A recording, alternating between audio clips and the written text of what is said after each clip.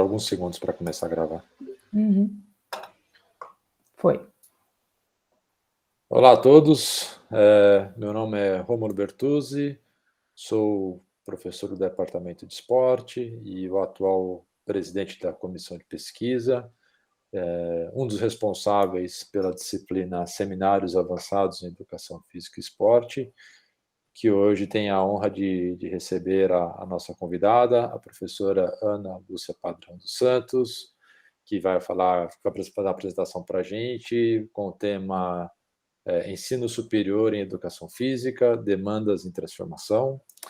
A professora doutora Ana, ela é docente do Departamento de Esporte da Escola de Educação Física e Esporte da USP, desenvolve atualmente projetos de educação e esporte, formação e desenvolvimento profissional de treinadores esportivos e ensino superior em educação física.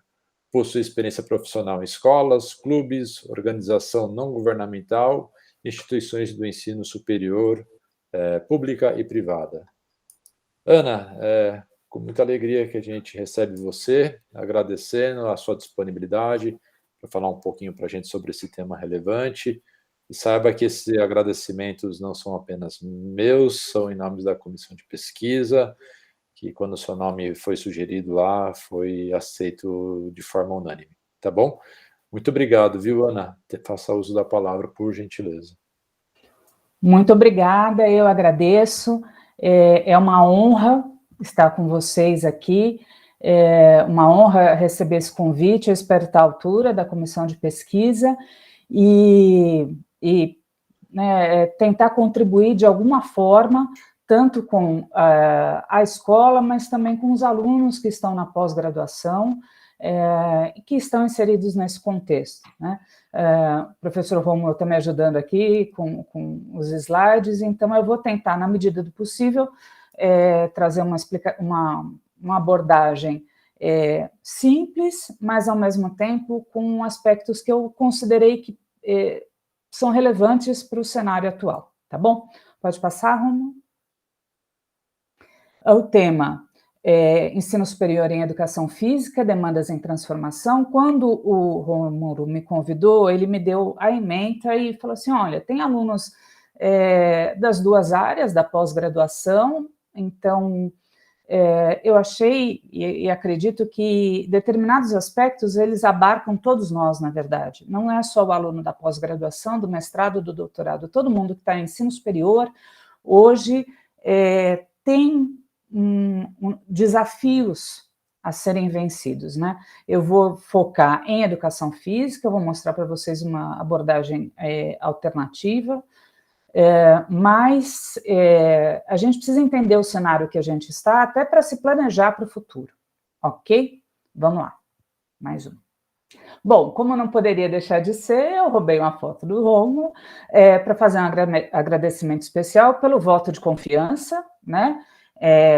E me convidar para, acho que uma coisa tão importante, porque eu considero realmente a pós-graduação da escola fundamental, acho que ela tem um papel singular na sociedade, e pela generosidade dele me deixar, assim, me dar liberdade para escolher aquilo que eu achava relevante, né? E na figura do professor Rômulo, eu também quero fazer um agradecimento a todos os membros da comissão de pesquisa, assim, para mim é muito importante, é um tema que eu gosto, né? Pessoalmente, não é só em função do trabalho, mas eu tenho muito carinho por esse tema, acho muito, muito importante, tá bom? Então, fica aqui o meu registro de agradecimento ao professor Rômulo. Como a gente tem um tempo, assim, estabelecido, eu fiquei muito preocupada, porque eu falo muito, sou uma pessoa informal, acho que é importante lembrar, deixar esse detalhe, e aí eu fiquei preocupada com o tempo. Então, eu estruturei a apresentação em 5 tópicos, 5 temas que eu vou passar de uma forma relativamente rápida, mas que acho que dão uma sequência lógica para essa apresentação. Primeiro, eu vou falar sobre uma abordagem, uma visão alternativa de ensino superior.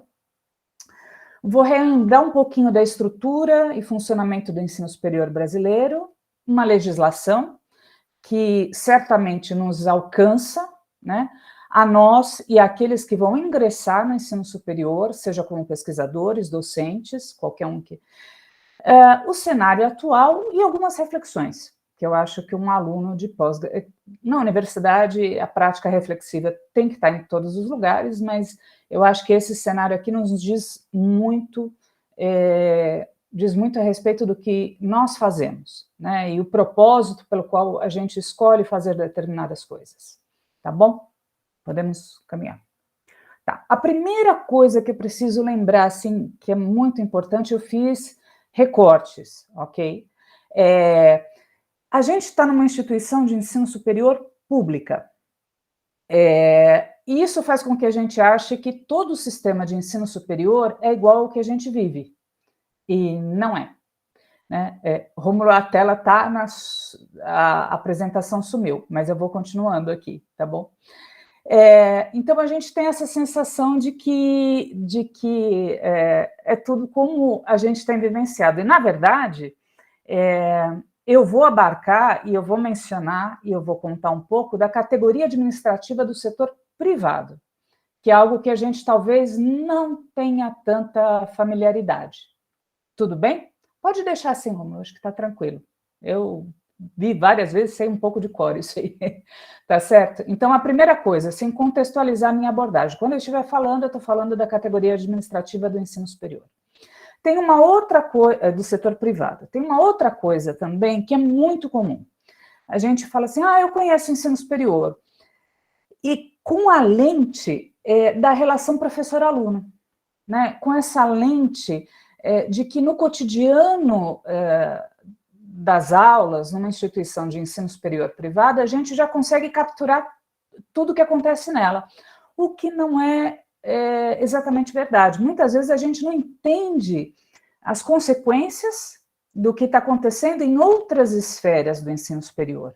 Então, eu vou trazer para vocês uma leitura um pouquinho de como as mantenedoras, associações, consultorias têm tratado o assunto, né? Lembrando, dentro do setor privado. Então, eu fiz um recorte que, ao meu ver, talvez, eu espero não estar repetindo coisas que vocês conheçam, e gostaria de contribuir para que o nosso olhar fosse um pouquinho mais diferenciado, né? O que talvez vocês não tenham visto ainda que eu possa contribuir. Vamos lá. Tá. A primeira coisa que muita gente não entende, essa parte, ela é um pouco árdua, né? Assim, não é uma coisa que todo mundo gosta de ver, que é lei. Mas, assim, nós somos uma profissão. E essa profissão, ela foi estabelecida numa lei, né, na 9696/98, assinada pelo presidente Fernando Henrique Cardoso. Então, quando a nossa profissão foi regulamentada, ela teve desdobramentos legais, né? O leigo não pode mais atuar. Então, essa lei, ela define o que nós fazemos e, como consequência, o que nós deveríamos estudar para atuar na sociedade. Pode ir. Eu vou destrinchar um pouquinho da lei. Muita gente é contra o conselho, é a favor do conselho, e eu gostaria de comentar aqui que eu não estou fazendo apologia nem a um, a outro, contra, a favor. Eu só estou... eu procurei dados, eu procurei trazer informações aqui, na grande parte, oficiais, quer dizer, eu sou só a mensageira, eu não sou a autora da mensagem, tá certo? Então, a Presidência da República criou os conselhos, o federal e os estaduais, o sistema CONFEF e CREFES.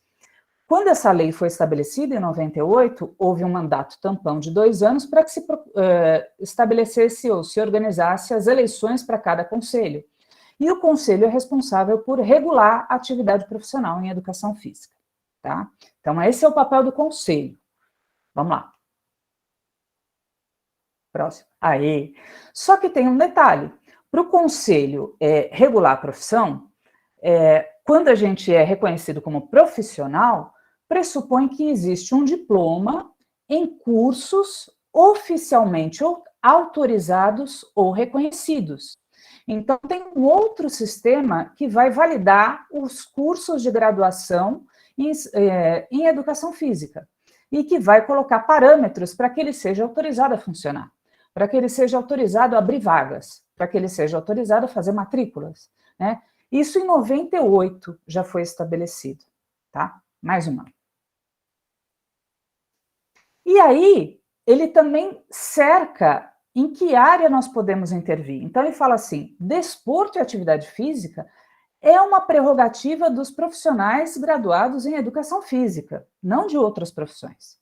Então, nós temos essa prerrogativa, é nossa área de atuação, e ela tem uma regulação, tanto do ponto de vista da preparação profissional, quanto do ponto de vista da atuação profissional.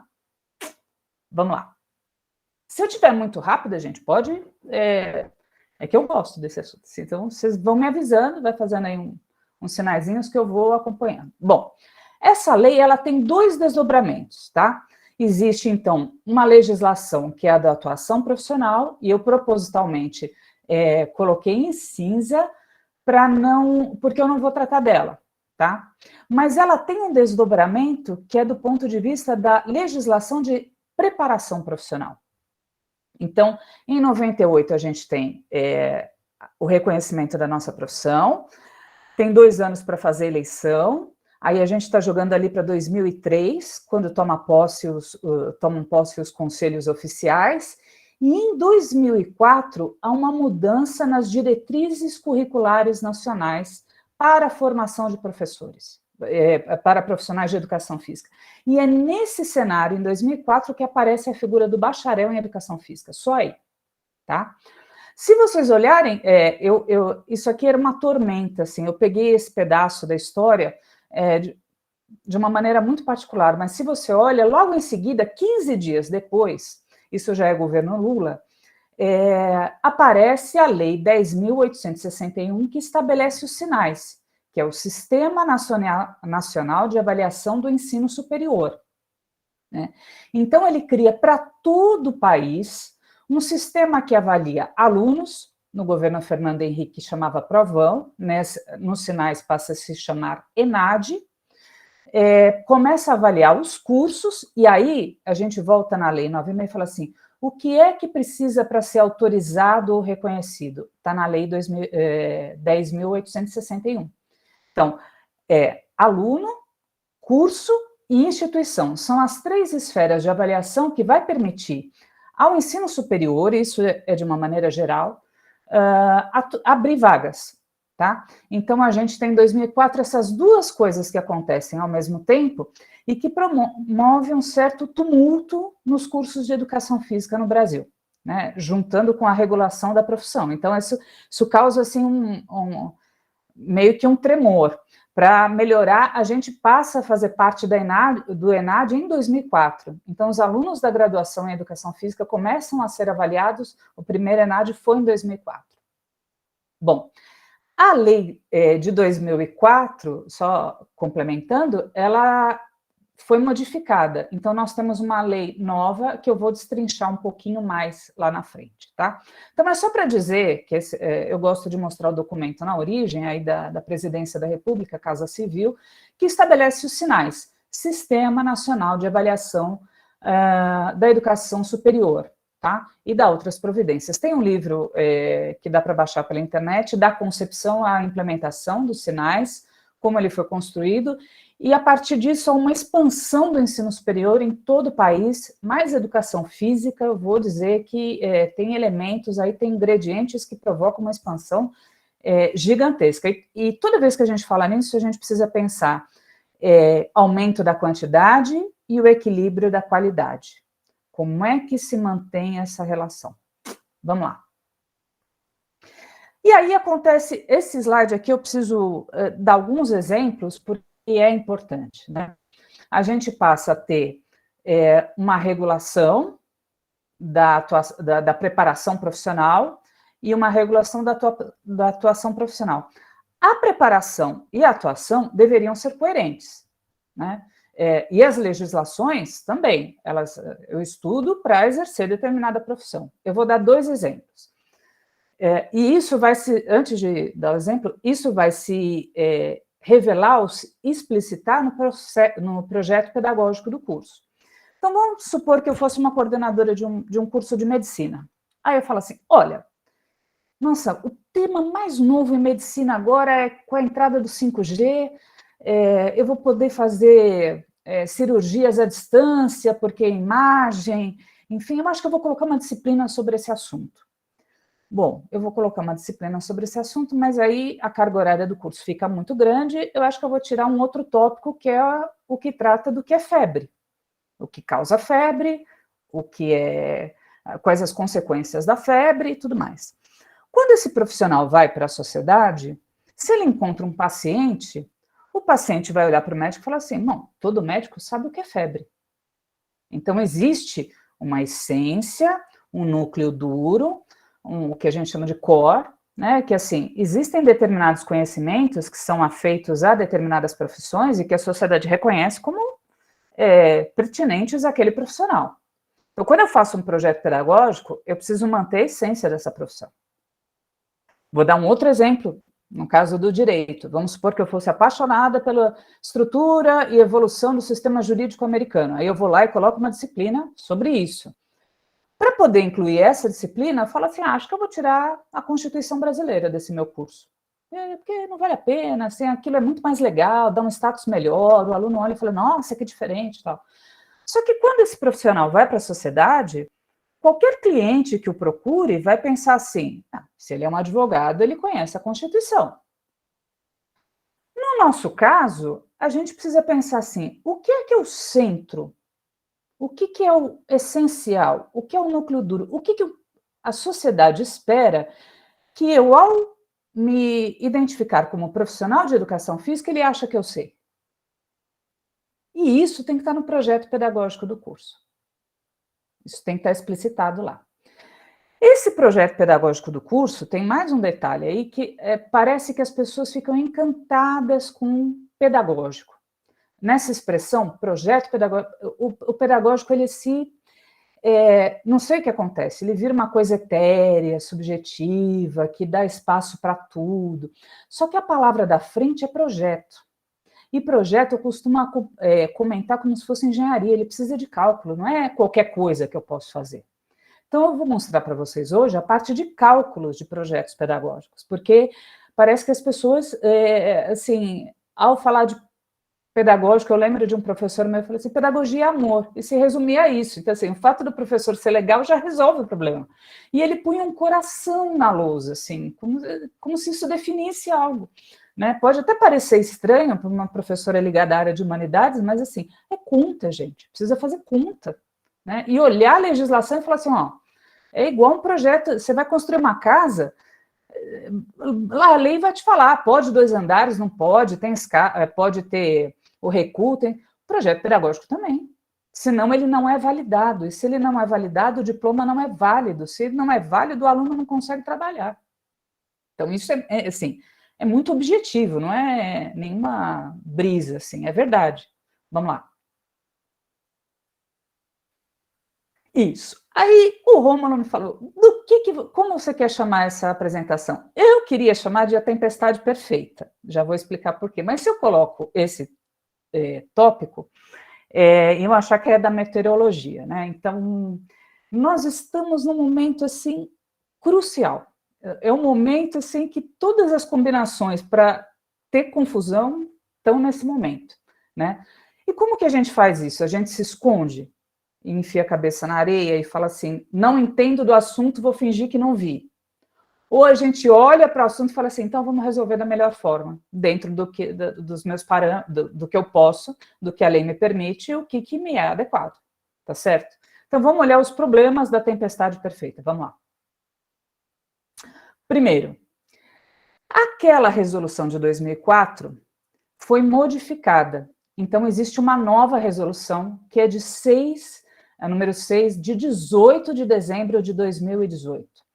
Veja, 5 dias antes do Natal, ao apagar as luzes do governo Temer, se institui uma nova diretriz curricular. Quantos professores, uma semana antes do Natal, no final do ano, estão olhando a legislação do ensino superior? Ninguém. E melhor, ela fala assim, as novas regras estão aqui, vocês têm 2 anos para se arrumar. Esses 2 anos vão cair em 2020. Então, a partir de 2020, essa legislação precisa ser cumprida. Se não fez nesses 2 anos, teremos problema daqui para frente. Vamos lá. O que diz essa legislação? Que os cursos precisam ter 3.200 horas, né? E que existe uma etapa comum, que tem 1.600 horas, né? Primeira metade do curso, e que 1.600 horas, a segunda parte, ela é dividida entre licenciatura e entre bacharelado. Lembrando que a lei fala, atividades físicas e esportivas são prerrogativas do profissional de educação física. Então, no bacharelado tem que caber tudo isso, e na licenciatura tem que caber tudo isso, né? Então, com essas 1.600 horas, eu tenho que começar a fazer conta do que eu vou incluir nesse projeto pedagógico e no currículo. Vai lá. Bom, aí a lei diz mais uma coisa que mudou.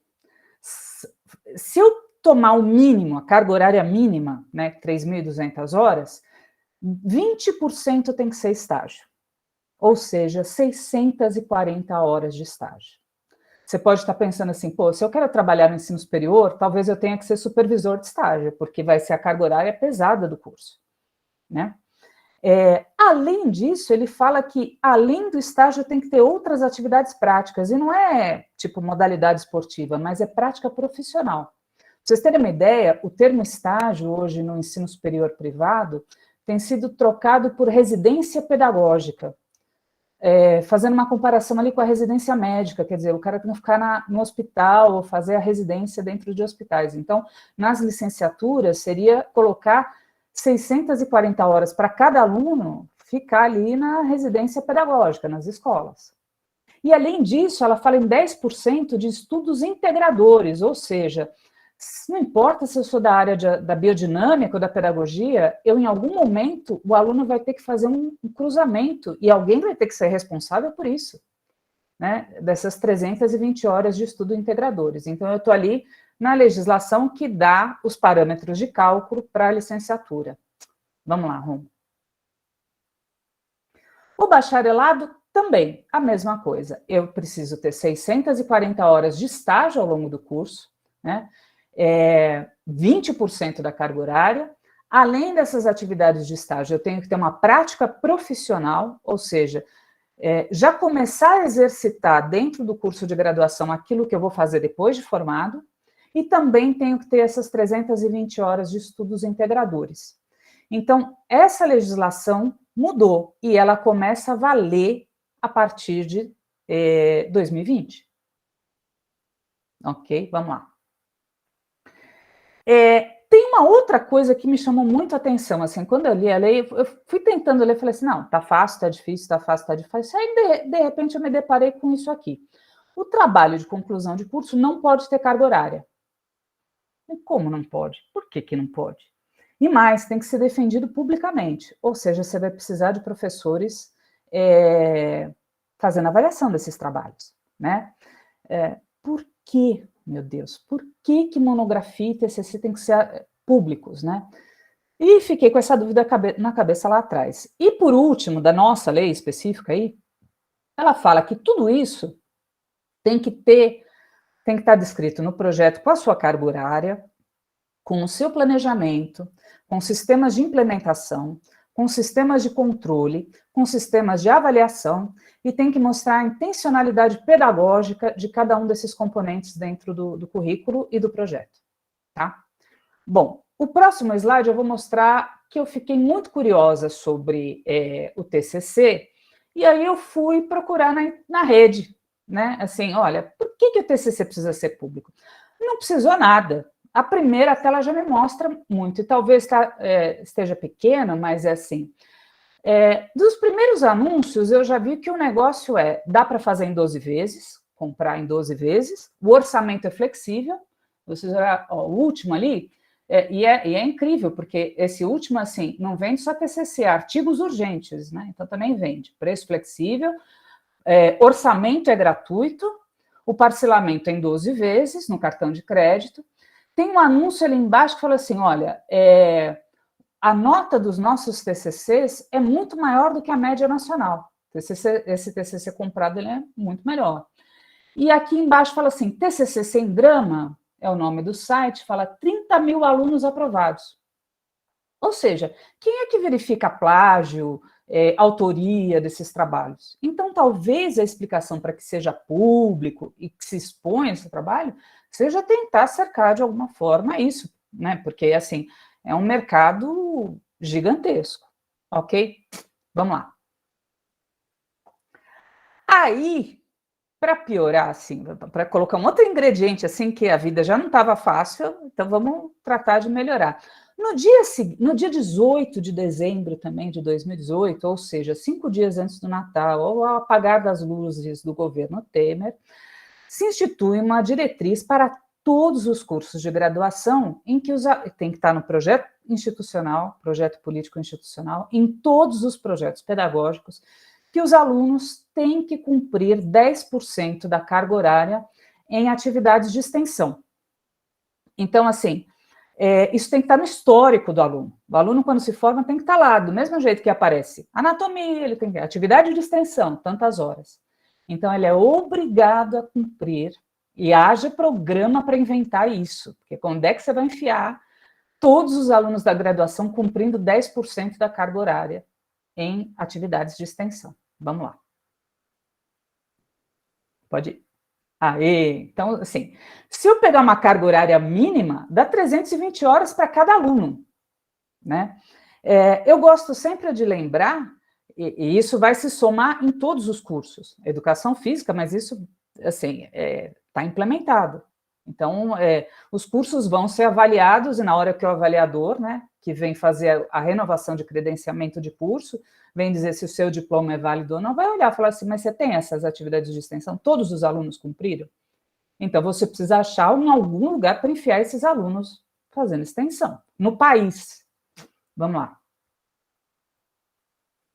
E aí, eu fui olhar a rede privada, porque há uma grande concorrência, então o pessoal se agiliza, né?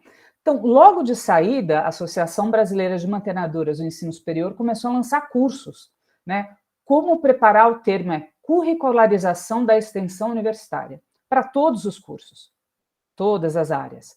O SEMESP, que é o Sindicato das Entidades de Mantenedoras de Estabelecimentos de Ensino do Estado de São Paulo, também saiu fazendo eventos. Eu falei, meu Deus, isso vai... Imagina pegar toda aquela carga horária que eu comentei da educação física e acrescer mais esse elemento que precisa estar contemplado ali no projeto pedagógico. Vamos lá. E aí agora eu comecei a achar já no setor público. Então, a gente vê aqui a Unesp falando como que ela vai pensar esse assunto, lembrando que, né, isso está valendo, a Universidade de Campinas também, fazendo ali, tentando capacitar, mas lembrando que a gente vai precisar de professores para supervisionar, porque isso tem que estar planejado, controlado, avaliado dentro do projeto pedagógico para entrar no histórico do aluno. Vamos lá. E aqui mais alguns exemplos, então está todo mundo se debruçando, correndo, porque assim, o pessoal da graduação, né, comissões de graduação precisam conversar com a extensão para falar assim, de que jeito a gente pode encaixar isso no curso, quer dizer, precisa conversar. Tem uma coisa muito importante, gente, sobre projeto pedagógico, que projeto é uma coisa que se faz coletivamente. Se você tem professores, você tem um corpo docente fragmentado, dificilmente você vai conseguir unir essas ações em projeto, e o projeto precisa ser coletivo, e não particular. Então, olha o desafio de colocar isso em implementação. Lembrando, tinha 2 anos para implementar, nós estamos em 2022. Isso foi publicado no Diário Oficial em 2018. Vamos lá. Recalculando, então, aquela parte que é de projeto, que vai ser avaliada pelos avaliadores institucionais, que chegam para falar se você pode ou não abrir vagas no seu vestibular, se o seu diploma é válido ou não. Você pega das 3.200 horas, você tem 640 horas de estágio, 320 de estudos integradores, 320 de atividade de extensão. Sobra 1.920 horas de disciplinas, né? Se eu fizer um cálculo de 60 horas por disciplina, que é mais ou menos o que a gente tem, dá 16 disciplinas no núcleo comum e 16 no específico. Ou seja, 4 disciplinas por semestre. Eu tenho 4 disciplinas no quinto semestre, 4 disciplinas no sexto. Ou seja, e aí eu volto àquele exemplo da medicina e do direito. O que é essencial colocar nessas disciplinas para que o aluno tenha identidade profissional lá na frente? Isso é problema. Aí você pode falar assim para mim, não, quer saber? Eu vou colocar disciplinas extras, eu cumpro isso aqui no mínimo, e coloco as disciplinas extras, que aí cada um escolhe o que quer. A lei não fala em carga horária específica, ela fala em porcentagem. Então, se você aumenta a carga horária, você tem que recalcular a porcentagem. Então, esse é um cálculo que não pode, assim, eu não posso aleatoriamente falar, tive uma ideia, e aí vai e coloca. Ok? Bom, tudo isso junto e misturado, a gente vai para um elemento, mais um novo elemento. Vamos lá. Justamente quando era para ser implementado, vem a Covid.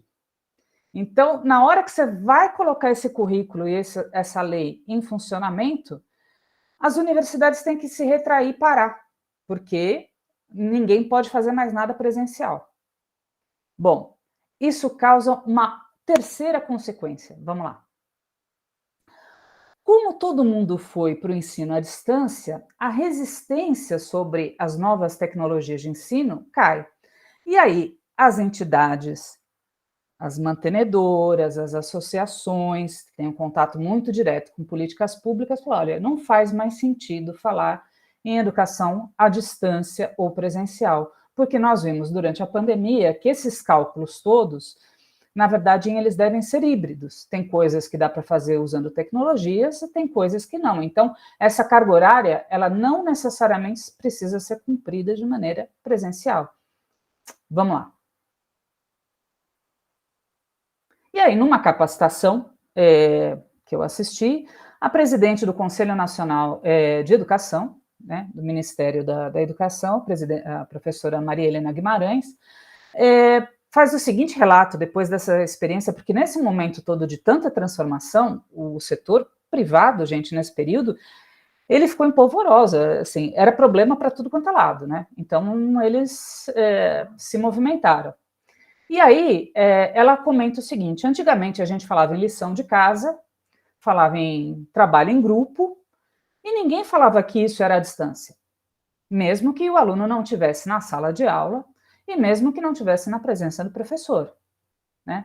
Então, hoje o que a gente está falando é de tempos e espaços híbridos, em que você pode colocar isso na conta dessa carga horária, mas desde que você faça um bom projeto pedagógico. E o que difere o momento atual do que se fazia antigamente, né, é o uso das novas tecnologias. E aí ela aponta a importância da revisão do currículo e da atualização permanente do currículo para entender que o currículo é uma peça dinâmica e que os currículos por competências e habilidades é o que vão ser valorizados pelo Ministério da Educação e pelas tendências da área educacional.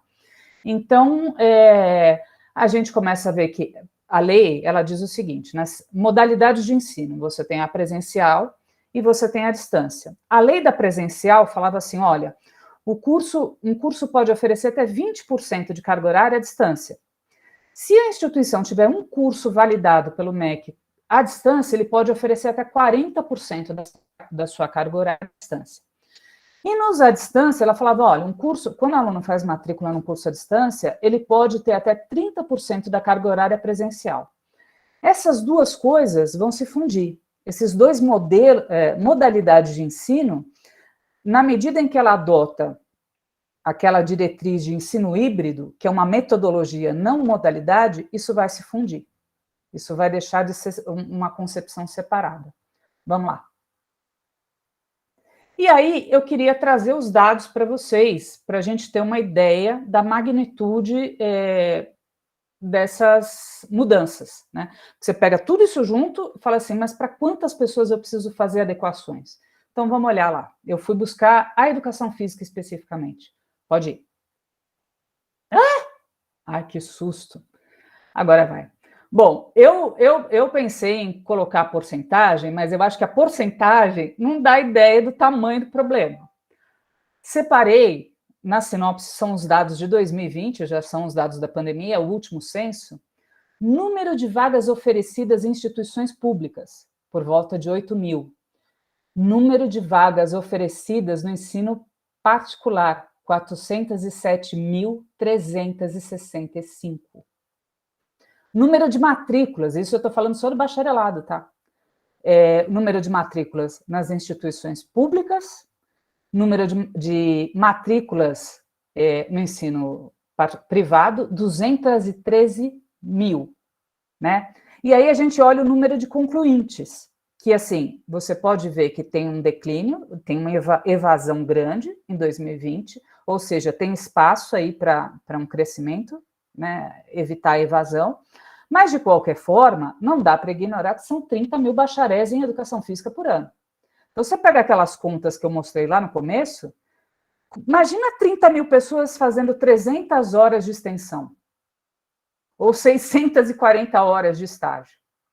Olha, vai olhando ali como é que as coisas estão. Próximo. Aí, vamos olhar, essa é o gráfico da licenciatura. Vai aparecer, se Deus quiser. Matrículas ofertadas. Foi? Foi.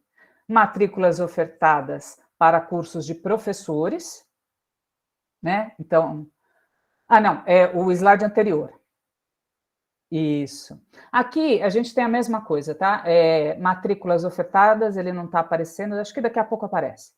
Então, o azul é o ensino público, o laranja é o setor privado, e aqui o número de vagas ofertadas, matrículas e concluintes, pode deixar, para alunos, para a formação de professores em educação física. Na licenciatura, isso vai dar um número de concluintes de aproximadamente 20 mil alunos.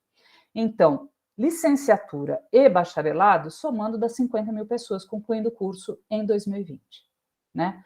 Pensa em toda aquela carga horária que eu mostrei ali dos projetos pedagógicos, da distribuição, imagina a transformação que isso causa.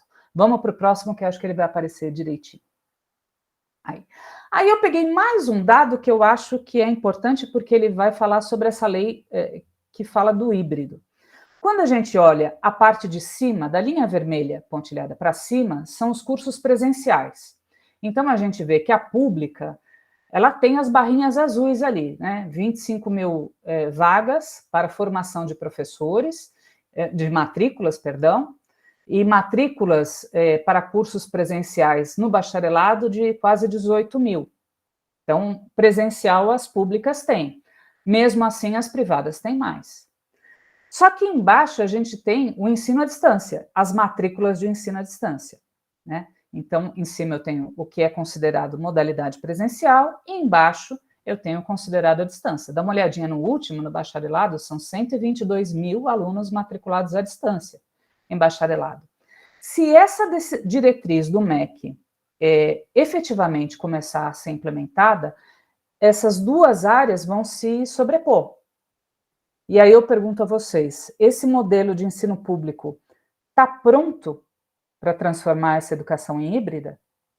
Tem experiência, tem know-how? Né? Quem é que vai conseguir se adequar mais ao hibridismo? Porque esses 12 matriculados ali no curso de bacharelado à distância é uma instituição municipal, pública municipal, tem 12 matriculados, né? A licenciatura tem um pouco mais, mas a gente não tem essa... Se eu estivesse falando como professora de uma instituição pública, eu acho que a gente não tem esse know-how todo, não. Vamos lá. E aí, olha só o quadro geral, né? Em resumo, você tem uma mudança na legislação da licenciatura que precisa ser implementada agora. Você tem uma mudança na legislação do bacharelado que precisa estar pronta e calculada agora. Você tem uma mudança na legislação que impõe atividades de extensão a todos os graduandos em todos os cursos, não é só em educação física. Você tem uma legislação em modificação falando de uma metodologia de ensino híbrida. em que, assim, não é só o conteúdo do que você ensina que está em modificação, mas o como você ensina. E mais que isso, se a gente voltar um pouquinho, se a gente lembrar do gráfico, a gente vai ver que quando eu mostro o número de vagas ofertadas e o número efetivo de matrículas, sobram 370 mil vagas ociosas no ensino privado. Ou seja, na lei da oferta e da procura, se eu tenho muita oferta e baixa procura, eu preciso baixar o preço para que o aluno possa fazer a matrícula e pagar a mensalidade. Né? Com todas essas vagas ociosas, eu preciso fazer uma redução de custos. Onde vai ser reduzido esse custo? De que forma as mantenedoras, as instituições vão reduzir custos? Quem é o alvo dessa redução de custos? O ensino híbrido é uma possibilidade, porque aí eu vou mostrar para vocês que tem jeitos de otimizar esse sistema de educação com soluções de tecnologia, tá bom? Vamos lá. E aí eu coloquei no geral que a gente pode achar que esse é um cenário muito particular no país, mas não. A Unesco tem um glossário de terminologia sobre currículo e dentro do glossário, a terminologia desenvolvimento curricular, ela diz exatamente isso. A prática educacional contemporânea de design curricular, e aí eu volto à ideia do projeto, né? Não é uma abstração, mas é um cálculo muito bem feito, é visto como um ciclo abrangente de desenvolvimento, implementação, avaliação e revisão para garantir que o currículo seja atualizado e relevante. Quando eu falo atualizado, eu penso assim, poxa vida, depois de 2 anos de pandemia, com todo mundo usando tecnologia, faz sentido eu voltar ao método de ensino antigo? Né? É relevante? Como é que eu faço? Pode ir. Tô meio que correndo, gente, não sei se vai dar tempo, estou atrasada já, mas enfim, eu acho que se eu estivesse fazendo mestrado ou doutorado e pensando em ingressar no ensino superior, eu olharia para esse cenário com calma, olharia e falaria assim, tá, como isso vai impactar os cursos que vão se desenvolver daqui para frente, como eu vou me colocar como professora, né? Que espaço eu tenho nesse mercado de trabalho? Será que o que eu estou estudando na minha dissertação, na tese, vai dar conta de eu me adaptar a esse ensino superior? Ou eu vou precisar de outras capacitações e ferramentas? Né?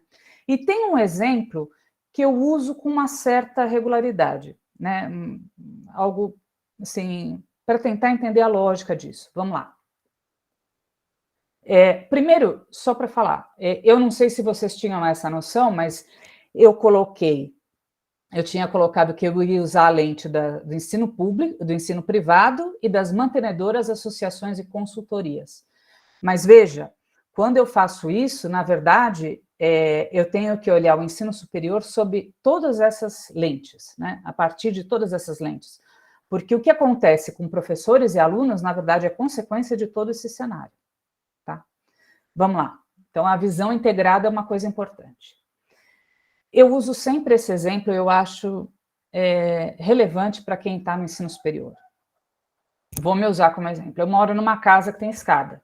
Eu sei subir, descer escada, eu sei me movimentar, eu sei fazer compras, carregar peso. Nunca isso foi um pré-requisito ou um certificado para que eu pudesse dar pareceres, opiniões, participar de bancas, analisar artigos na área de biomecânica ou de controle motor. O fato de eu me mexer não me capacita ou não me dá condições de fazer uma análise com rigor técnico sobre essas áreas do conhecimento.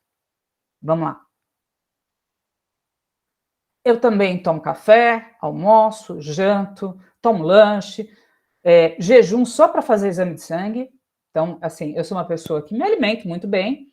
Mesmo assim, isso nunca foi aval para que eu desse pareceres sobre trabalhos de nutrição, artigos de nutrição, participasse de bancas de nutrição, ou seja, eu não tenho condições de ter o conhecimento adequado para ter um conhecimento técnico específico que me permita opinar a partir de uma fundamentação consistente e robusta sobre nutrição. Vamos lá. Mas na minha vida, olha que curioso, o fato de eu ter sido aluna automaticamente me capacitou para ser professora. Então alguém falou assim, ela respondeu prova. Sinal de que ela sabe elaborar uma prova. Então ela pode ser professora. Não, ela fez trabalho em grupo quando estudava na graduação, então ela sabe organizar um roteiro de estudo. Não é? Nossa, ela assistiu a aula expositiva, então ela sabe dar aula expositiva. Ela pode tomar decisões sobre o programa da disciplina, o que ler, o que fazer, porque afinal de contas ela foi aluna. Nessas 3 situações, por que as lógicas não são iguais? Por que não me foi exigido um conhecimento teórico robusto, consistente para ser professora? Porque educação não tem teoria? Porque educação é menos importante do que as outras áreas? Então, qual é a lógica que sustenta essas 3 situações? Mas ainda assim, mesmo que eu tomasse como premissa válida que o fato de ter sido aluna me transforma em uma boa professora, hoje isso seria um problema. Vamos para a próxima. Está acabando, gente, eu prometo. Se você me falar assim, Ana, quando você era aluna, você lembra que quando o professor pegava o giz e estava úmido, ele não escrevia no quadro negro? Eu falo, lembro. Lembra quando ele batia o apagador e saía aquela poeira toda, a gente espirrava? Lembro. Lembra quando o professor dava aula com um retroprojetor e tinha que pegar uma transparência? Lembro. E que tinha uma caneta especial para escrever na transparência? Tinha que ajustar o foco. Eu lembro. Tudo isso eu lembro. Lembra quando você começou a usar o retroprojetor e aí você tinha o PowerPoint e aquele professor que colocava todas as figurinhas possíveis e imagináveis dentro de um slide só? Eu lembro. Mas se hoje você me perguntasse, lembra quando a gente fez aquele trabalho através do Moodle, usando a ferramenta Wiki? Aí eu vou falar, não lembro. Eu não tenho esse acervo na minha memória como aluna. Eu não usei isso quando eu era aluna. Aí se você me perguntar assim, lembra quando o professor usava enquetes através do Moodle para personalizar a aula da próxima semana? Eu falava, não. Eu nunca respondi enquete para ter uma aula personalizada na próxima aula. Então, esse repertório, hoje eu não tenho. Mesmo que eu usasse como válida a premissa de que o fato de ter sido aluna me transforma automaticamente em professora, no cenário atual, isso é um desastre. Porque vocês acabaram de ver, quando a gente começou, o problema de eu não conseguir nem colocar a minha apresentação por mim. Eu não tenho esse acervo. Eu estou tendo que construí-lo. E é isso, quando eu falo com os meus alunos da graduação, eu falo assim, eu posso testar um negócio com vocês? Aí eles falam, pode. Se der errado, vocês me avisam, porque, na verdade, assim, eu tenho que aprender. Então, a grande vantagem, acho que na minha vida, foi falar assim, tem coisas que eu não sei e eu preciso ir atrás. Né? Então, nesse sentido, a gente tem um cenário super complexo e que com um volume, com uma magnitude gigantesca. Vamos lá, eu coloquei só mais uns exemplos de como as particulares estão tratando desse assunto. São propagandas, tá? Isso eu vou passar rapidinho. Vamos lá. Pode passar.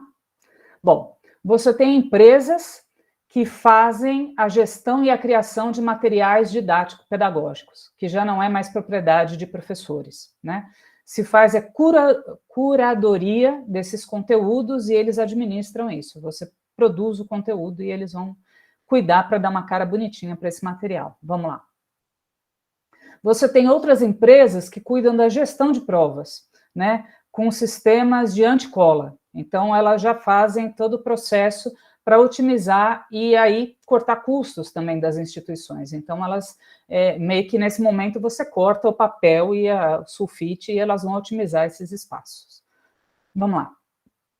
Você tem empresas que fazem personalizada. A instituição pode pagar para que ela produza o conteúdo para o curso inteiro, ou você, como professor, pessoa individual, paga uma mensalidade e ele vai produzir cursos para você, né, com o conteúdo da disciplina que você vai dar aula. Vamos lá.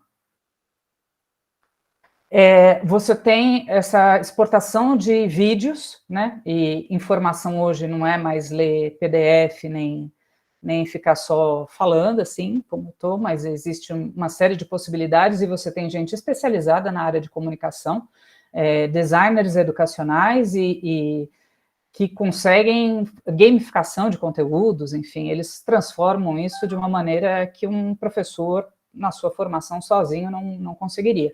E isso reduz custos e otimiza a utilização desses conteúdos. Vamos lá.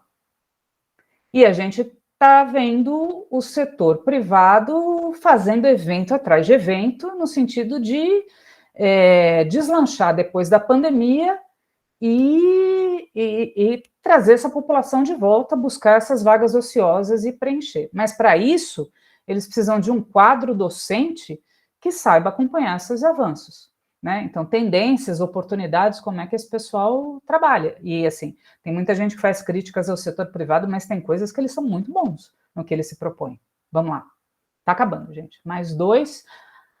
Esse foi um último que eu assisti um mês atrás, que eles estão tentando ver, todo mundo jogou o preço dos cursos lá para baixo, falou assim, ó, atingimos o limite, o custo não dá mais para cortar. Até um consultor falou uma coisa engraçada, falou, pô, eu fui contratada para fazer consultoria para uma instituição, e aí eu fiz um teste, fiz o vestibular e me matriculei, e não entrei, passei e não me matriculei.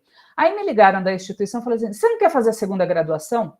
Quando, na verdade, a ação de marketing deveria descobrir por que você não fez a matrícula no seu primeiro vestibular. Então, os caras ficam mapeando qual é o potencial de clientela que eles têm já com projeções, 6 meses, 1 ano, 2 anos. Vamos lá. E a curadoria educacional, tem uma dificuldade para falar isso, que é uma figura que eu não imaginava, mas que, por exemplo, pegaria essa minha apresentação, tiraria tudo que é específico da educação física, colocaria dados gerais, e aí, ao invés de abranger só o conteúdo para a educação física, poderia ofertar esses mesmos 50 slides para a universidade inteira. É só mudar alguns slides e algumas abordagens. Então, o curador institucional, o que ele faz é, citologia e histologia serve para teses, então essas aulas eu uso para todo mundo aqui, todo mundo lá, enfim, ele dá uma otimizada nos custos da instituição. Vamos lá? Última, acho que é a última. Falei correndo, feito uma doida. Tá. E só para mostrar que, assim, fazer projeto pedagógico não é a coisa mais simples do mundo. Não é mesmo. Precisa, assim, ter conhecimento da legislação, dos processos regulatórios, tem gente especializada nisso, você precisa ter um corpo docente que se integre, que tenha compatibilidade com aquilo que você propõe, não dá para ter um corpo docente fragmentado, porque senão você não implementa um projeto que tem que ser único. Não é fácil mesmo, e a gente está num momento de transformações, então a unidade, assim, a disponibilidade, a generosidade de falar assim, tá, o que a gente pode fazer para contribuir, ela é fundamental para o sucesso do curso. Então, quem o aluno novo que está ingressando no mercado de trabalho, no ensino superior, vai dar aula aqui, ali, acolá, tem que estar pronto para falar assim, no que eu posso colaborar. Aí você vai ser útil. Agora, se você entrar com o pé falando assim, eu quero ensinar aquilo que eu estudei na pós-graduação, o mercado vai estar mais restrito para você, né? Então, acho que esse é o recado. Podemos? Gente, assim, numa correria desenfreada, é muita informação, mas, assim, é um assunto que eu acompanho, que eu gosto, eu tenho alguma vivência nessa área, e eu acho que, voltando assim, né, o que um aluno tem que sair sabendo, se ele for professor do ensino superior?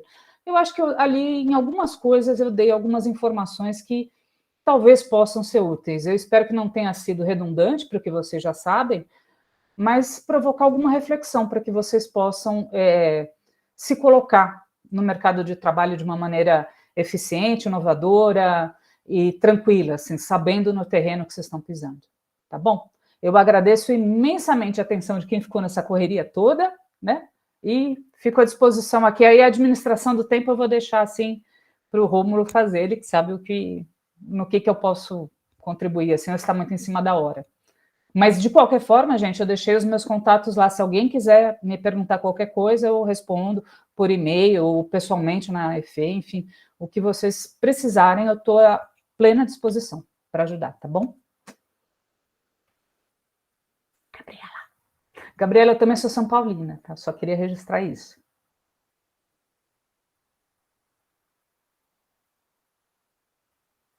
Rômulo, seu microfone está...